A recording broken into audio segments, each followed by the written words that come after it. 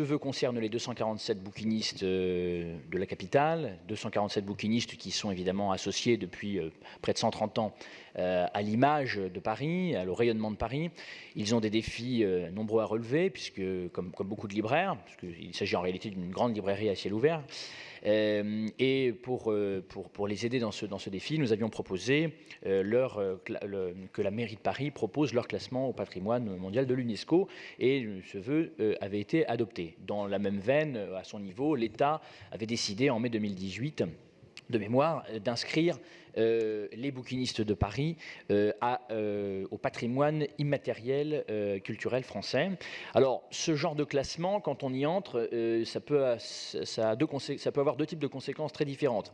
Soit ça permet aux personnes qui y rentrent ou aux concepts qui y rentrent d'être promus, d'être mieux valorisés, mais ça peut aussi entraîner un enterrement de première classe, et c'est ce que nous redoutons un petit peu, et c'est la raison pour laquelle nous formulons donc un nouveau vœu avec nos collègues.